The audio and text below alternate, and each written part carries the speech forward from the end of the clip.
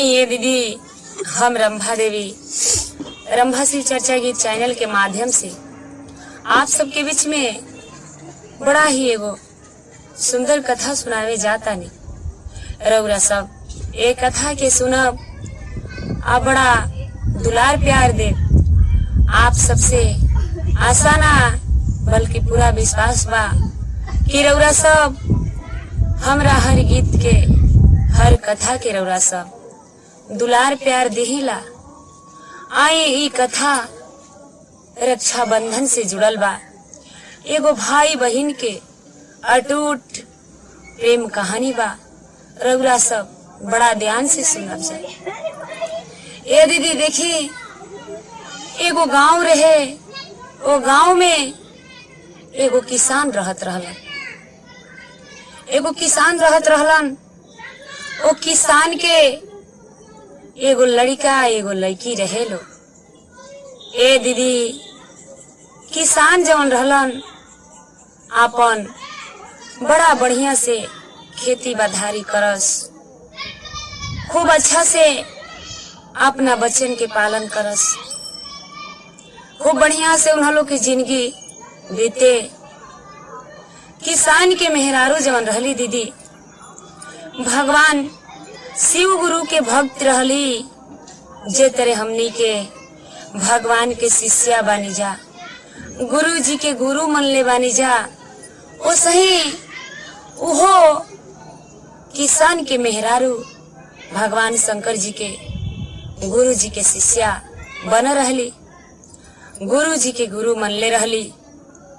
ए दीदी देखे, वो लड़का लड़की जवन रहे लो, धीरे धीरे लड़का लड़की 10 साल के हो गई लो। ये दीदी, जब 10 साल के हो गई लो, किसान बेचारा बड़ा जोर के बीमार पड़लन, बड़ा जोर से बीमार पड़लन। और वही बीमारी से जूझत जूझत, वही बीमारी से तंग आके एक दिन किसान के मौत हो गई। किसान बेचारा मर गईलन। किसान मर गईलन। अब किसान के मेहरारू जवन रहली दीदी, अपना दोनों बच्चन के लेके बिलखतारी, रोवतारी कि हे भगवान, हे शंकर जी, हे गुरु जी, अब हम अपना बच्चन के लेके कमना आधारे रहब, कैसे अपना बच्चन के लेके रहब। गुरु जी के महिमा ये दीदी देखी, कहल जला कि भगवान के बहुत लंबा बाही है। ए दीदी देखी, लोग कहेला कि जब विपत आवेली तो चारों ओर से आवेली। टेंशन के मारे, सोच के मारे किसान के मेहरारू के तबीयत खराब हो गई। जब तबीयत खराब हो गई दीदी, उनको ओहो बेचारी अपन गुरु जी के नाम लेते लेते, गुरु जी के नाम जपते जपते ओहो एक दिन अपना दम के तोड़ देली, अपन शरीर के त्याग देली। अब लड़का लड़की ये दीदी बड़ा फेर में पड़ला सा कि बाबूजी रहलन, बड़ा सुंदर हमनी के जिंदगी कटत रहे, सहारा सब कुछ रहे। पहले बाबूजी चल गईलन, एगो माइयो रहली, हमनी के जिगर के टुकड़ा बना के राखत रहली। ओ माइयो अब दुनिया से चल बसली, हमनी के अब देखभाल के करी। ए दीदी, लड़कियां जवन रहली भैया से बढ़ रहली। लड़की सोचलस कि भाई खातिर तो हमरा कुछ करे ही के पड़ी। ए दीदी देखी, ओहो लड़की बेचारी 10 साल के लड़की क्या औकाते का, केहू के घरे जाके अपन बर्तन पोछा करे, और उहे खाना लेके आवे तो अपना भाइयों के भर पेट खियावे, आ अपन भर पेट खाए। देखी वही न ये दीदी बेचारा भाई बहन अपना घर में अपन जीवन काटे तरस। जब भैया बड़ भइल तो कहलस कि ये दीदी हम तारा साथे साथे कुछ करब तो हमनी के जिंदगी के पालन हो जाए। ये दीदी देखी भाई बहन बेचारा दोनों जना अपन अपना पेट खाती दीदी खटा तालू। एक दिन का भइल कि वो घर के जौन मालिक रहलन वो लइका के बाजारे भेज दिहले। जवन कि वो लइका ना कबो बाजार देखले रहे, ना कबो वो शहर देखले रहे, ना ओकरा रास्ता पता रहे कि कौन रास्ता घरे जाए। बेचारा गोइल आ जाके वही बाजार में भुला गई। ए दीदी बाजार में भुला गई। बहन छटपटातिया ताकतिया कि भाई हमार कबो जाला ना आई, अभी तक ले भाई हमार लौट के ना आए। जाके मालिक से कहतिया कि ए मालिक रउरा हमरा भाई के बाजारे भेज देनी है, आज ले उ कहीं गोइल ना रहल, कैसे उ लौट के आई? ओके ना रास्ता पता बा, ना उ कबो बाजार देख ले बा, ना कबो राह देख ले बा, आखिर उ घरे आई कैसे? ए दीदी लड़का छछन छछन हुई भुला के रोवता शहर बाजार में। लड़का के रास्ता पता नहीं खे। रोते रोते लड़का ये दीदी सीख गईल। तब तक ले एगो घटना घट जाता। वही शहरिया में एगो जोगी बाबा अपन सरनी बसुरी बजावत आवतारन। देखलन कि इ त लइका बड़ा व्याकुल बा, बड़ा रोवता, लइका अनाथ बा, लागता कि कहीं से लइका गुम हो गइल बा। ए दीदी जोगी बाबा उ लइका से कहलन कि ए बाबू हमरा संगे चलबा। लइका भूख प्यास से तड़फड़ाता। कहलस कि ए बाबा हमके हमरा घरे पहुंचा द, हमारी एगो बहिन बाड़ी आ हम बानी। बाबूजी हमार रहलन एगो किसान, वो छोड़ के दुनिया से चल गए। दूसरे माई रहली, हमनी के भाई बहन के प्राण से बढ़ के जानत रहली, ओहो ये दुनिया से छोड़ के चल गईली। तब से हम बहन के सहारा बानी आ हमार सहारा बहन बाड़ी। हे बाबा हम हाथ जोड़तनी, हम के हमरा बहन के पास छोड़ द। जोगी बाबा कहलन कि बाबू हम तारा बहन के पासे ना छोड़, अगर चले के होखे तो हमरा संगे चला। कहलस लइका कि ये बाबा हमके रास्ता बता दे कि गांव में कौन रास्ता जाई, हम खोजते खोजते अपना दीदी के पास चल जाए।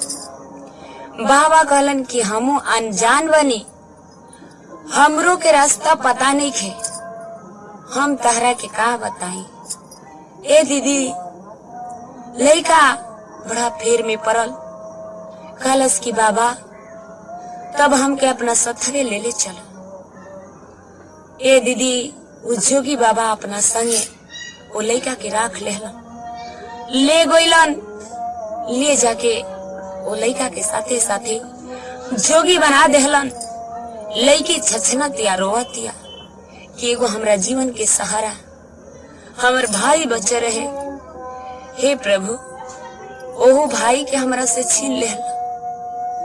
ए दीदी देखी बेचारी तड़पतिया रोवतिया कि एगो भाई हमरा आँखी के लकड़ी रहे, ओहो पता न अहाँ छोड़ के चल गई। कैसे होई, कौना हाल में होई। लइकी राह निहारतिया कि आज हमार भाई आई, काल हमार भाई आई। ए दीदी वो तो भाई जोगी बन गइल बा। ए दीदी रक्षा बंधन के दिन आइल। लइकी देखतिया कि सब बहन अपना भाई के कलाई में राखी बांधता लोग। झरझर रोवत थी कि भगवान हमरा के एगो भाइयों देहला तो वो के ले लिहल।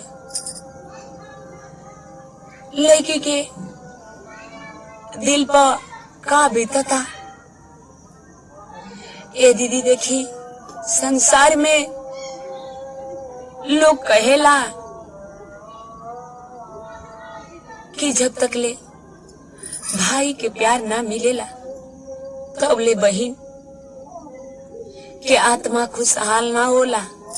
आ जब तक ले बहन के प्यार अगर भाई के ना मिलेला तब ले भाई भी अधूरा रहेगा।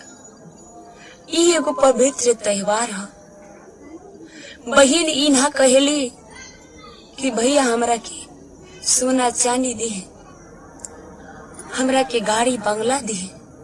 बस इतने भगवान से गुजारिश करेली कि हे प्रभु, हे शिव गुरु, हमरा भाई के लंबा उम्र दिया कि हमर भैया जहाँ रहे हमेशा खुश रहे, हंसत खेलत रहे।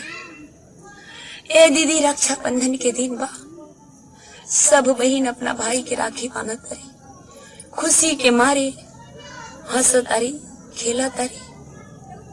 लेकिन ई बहन बेचारी अपना करेजा पर हाथ ढके भैया के इंतजार करत दिया कि आज तो राखी के दिन हो, आज तो भैया जरूर हमरा से मिले खाती आई। ए दीदी, वो लड़का कहलस कि ए बाबा, ए गुरुजी, आज राखी के दिन हम आज हमके हमरा बहन से भेंट करे जाए दी। कहलन गुरुजी कि बाबू, अगर तय के इच्छा बा तो तू जा सकेला। ए दीदी, टोला महला वो लड़की के ताना मारा था कि अरे ई तक खुदे असहाय हिया, एकर पौरा निमन ना हो। पहले अपना बाप के खा गइल, ओकरा बाद माई के खा गइल, ओकरा बाद भाई के खा गइल। लड़की के बड़ा करेजा पर चोट लागत। रोवत ये कि हे भगवान, हे गुरुजी, हमार भाई कोनो कोना में होखे, आज ओकरा के हमरा जरूर भेज दे हे भगवान, हे शिव गुरु। ए दीदी देखी, केहू के रूप ना देखे के चाहिए, चेहरा ना देखल जला, आत्मा देखे के चाहिए, बड़ा गौर से सुने के चाहिए। भाई जौन बा सरंगी बसुरी बजावत चल दिले बा गांव के नियरा आई। जब गांव के नियरा आई तब कहता कि हे प्रभु जी, काश हमार बहन से भेंट हो जाए। ए दीदी, लड़का कहता कि बाबूजी किसान रहले, माई बड़ा बढ़िया रहली, लेकिन बीमारी से जूझते जूझते चल गईली। खाओत जाता समय से पहले भाग्य से ज्यादा कुछ ना मिल पाई, समय से पहले भाग्य से ज्यादा कुछ ना मिल पाई। तू चलो ये भाई, मंजिल जहाँ लेके जाई। तू चलो ये भाई, मंजिल जहाँ लेके जाई। लड़का कहता कि मंजिल जहाँ लेके जाए। जाता रास्ता भटकता, लेकिन जाके गाँव था घर के जरी गोइल त गाँव था का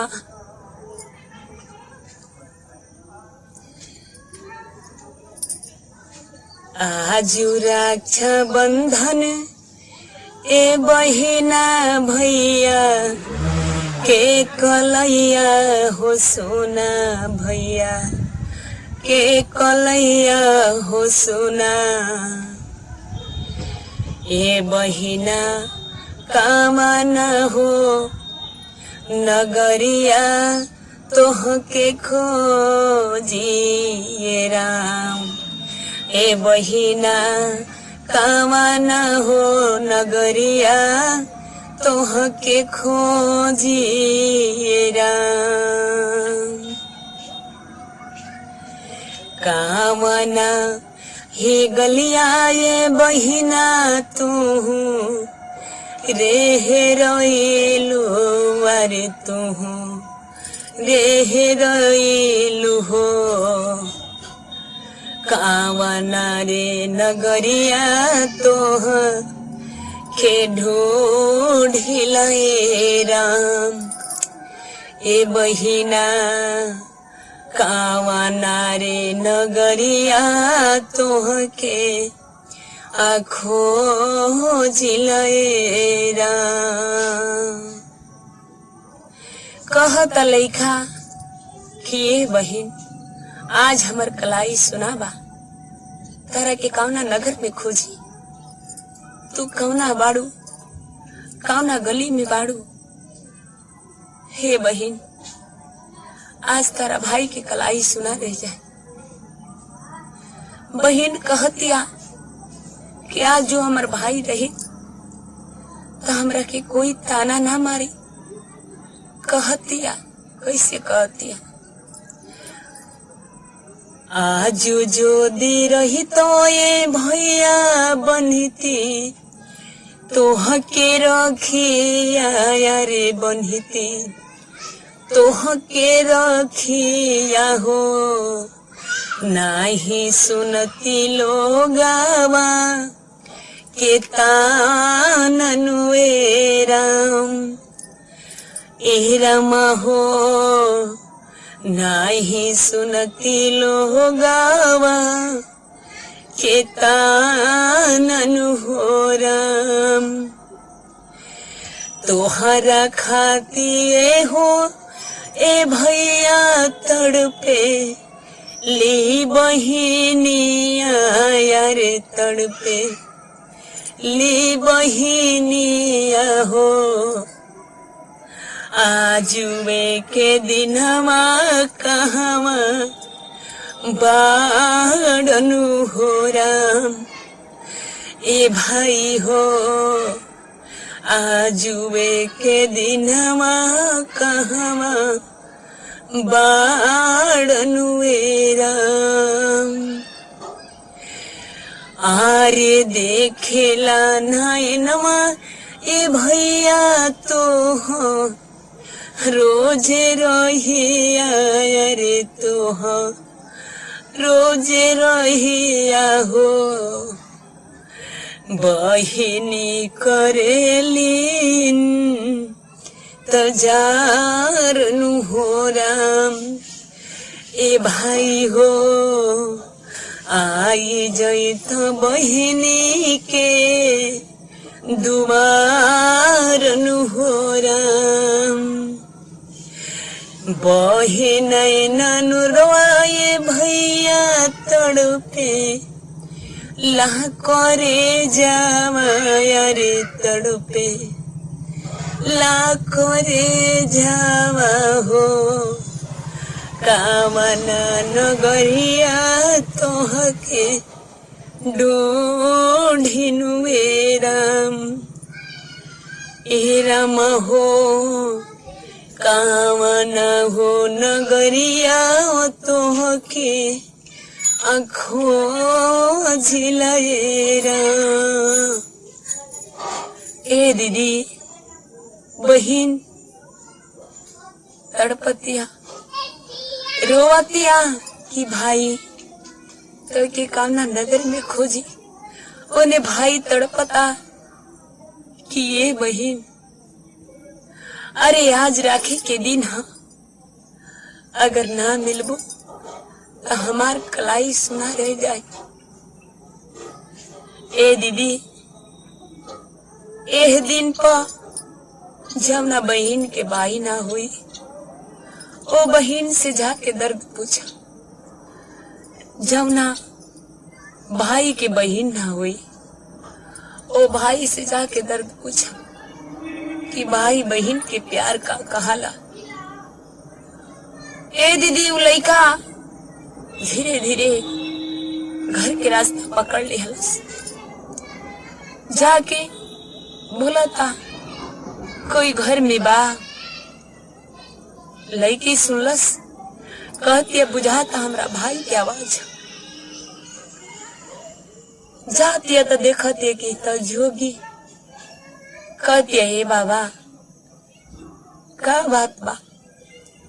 लड़का कहलस के दीदी, हम आज घूमत घूमत हमारी इच्छा जागल हा, ते गांव के रास्ता पकड़ के गांव में आ गइल बानी। लड़की कहलस की ए बाबा बैठी, पानी होनी पीली। लेकिन ए दीदी, लड़की के एगो चिन्हासी रहे, वो भाई के भैया के अखिया पर ऊपरा तनकी सा नल से कटागो रहे, उहे चिन्हा रहे। लड़की पानी उनी पिए के दिहलस, बैठौलस।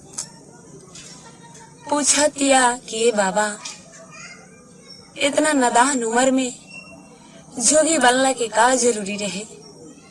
लड़का कहता कि ये बहिन, हम अपना माई बाप के एगो भाई एगो बहिन रहनी जा। बाबूजी किसान रहले, छोड़ के बीमारी से जूझते जूझते चल गईले। माई रहली, हमनी के दोनों भाई बहन के प्राण से बढ़ के जानत रहली। ओहो हमनी के छोड़ के कुछ दिन के बाद ए दुनिया से चल गईली। ए दीदी देखी, ओकरा बाद लड़का कहता कि एगो बहिन रहली तो केहू के घर में झाड़ू पोछा बर्तन करके आ हमरा के भरपेट भोजन लियावत रहली। हम जब वो सवास हो गई, ये बुझाइल कि हम साथ देवे जुबानी, तो हम कहनी कि ये दीदी अब तहरा संगे हम काम धाम करे चल गई। नहीं तो वो घर के मालिक हमरा के बाजार में भेज दिए। हमरा न रास्ता मालूम रहे, न गांव घर मालूम रहे। गईनी तो शहर में हम बुला गईनी। आज जब बुला गईनी, रात ले छछनत रोवत रहनी कि केहू हम के हमरा बहन के पास छोड़ दी, हमरा बहन के पास पहुंचा दी। लेकिन कोई ना हमरा के लेके आयल। वही रास्ता से एगो जोगी बाबा आवत रहले। उनको से कहनी कि ये बाबा हम के हमरा बहन के छोड़ दा, काहे से कि हमरा बिनु हमार बहन तड़प के बच जाए। हम बहन के सहारा बानी, आ बहन हमारे सहारा बाड़ी। लेकिन बाबा कहले कि बाबू हम राह नहीं देखले, केगा लेके जाए। देर रात हो गई बा, अगर चले के बाद हमरा संगे चला। ए बहन, हम ओझा से जोगी बाबा के संगे चल देने। आज जब जोगी बाबा के संगे गई नहीं, तो हम जोगी बन गई नहीं, जोगी बन गई नहीं। लेकिन आज रक्षाबंधन के दिन हम अपना बहन के जोहते ढूंढते चल दिले बानी कि कहीं तो हमार बहन आज मिली। लड़की जब इतना बात सुनलस दीदी, तो झोली झकाड़ी कंधा में से निकाल के फेंक देला। फेंक के कहते कि बारे भाई वाह, हे भगवान, कलश की बाई इतना दिन तो हमरा के तड़पौला, लेकिन अब तक के कहीं नहीं जाए के ये अभागिन बहनिया, ये अभागिन बहन जेकरा के छोड़ के तू झुगी बन गईला। तनिक भी ना सोचला कि हम तारा बिना कैसे रह। गांव घर के लोग कितना ताना देता कि हम पौरा के बढ़िया नहीं की, बाबूजी के खा गई नहीं, माई के खा गई नहीं, भाई के खा गई नहीं। आज रक्षा बंधन के दिन है, लड़की अपना भाई के बर पाजा धक के रोलती, कहती है भाई आज से तारा कहीं नहीं खिजाए के। लड़का कलश की दीदी तू टेंशन मत ले, हमके बड़ा हंसी खुशी से राखी बाना। आज रोवे के दिन ना हो, भाई कौनो कोना में रहल, लेकिन आज तो तारा के पहुंच गई। कली की भैया तारा बिना एक एक दिन एक एक बरिस गुजरले बानी। कभी कभी ऐसा मन करे कि हम अपन प्राण तेज दी, लेकिन शायद भगवान हमके मरे के दिन ना चलन। भाई बहन दोनों लिपट के तारा से दीदी कलश भाई की बहन, दीदी हमके राखी बाना, हमके राखी ना बनबो। कली की भाई आज उतना राखी बांधो जितना दिन तू आई लेखा। भाई करेजा होकर फाटता, आंख से हर हर आंसू गिरता।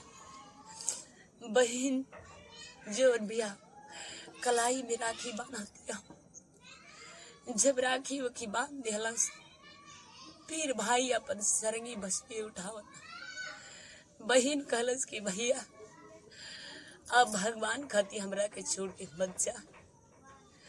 भाई कहलस कि दीदी तू टेंशन मत ला, हम एगो जुगी फकीर हो गइल बानी, हम घरे ना रह सकेनी, कौनो कोना में रहब, लेकिन राखी के दिने जरूर तारा से राखी बनवावे आए। ए दीदी बहन करेजा फाटा था, आंख में आंसू। भाई के कुछ दूर ले संगे संगे जाती है, रोवत जाती, छटपटाट जाती है कि भैया हमके छोड़ के फिर जाता रहो। भाई कहता कि बहन तू चिंता मत लियो, ऐसे अपन जिंदगी जी। कई भी भाई रही, कौनो कोना में रही, ये काली भाई के याद करी। भाई बहन खाती है बेसा हाजिर भा। ए दीदी देखी बेचारी भाई के विदाई कर देली राखी उखी बांध के, आ लौट के घरे अली। जब घरे अली लड़के सयान वो मालिक जवन रहलन, वो लड़की के शादी बड़ा धूमधाम से कर दिहलन। लड़की अपना ससुराल में चल गई। ए दीदी ससुराल में गई खूब बढ़िया से, ससुराल वाला भी बेचारी के जानो सुनो मानो सुनो। जब रक्षा बंधन के दिन आवे, वो बहन अपना भाई के इंतजार करे, वो भाई जोगी आवे और राखी बनवा के फिर गुरु गोरखनाथ के नाम के चले। तो दीदी देखी इस संसार में भाई बहन के प्रेम बहुत पवित्र होला।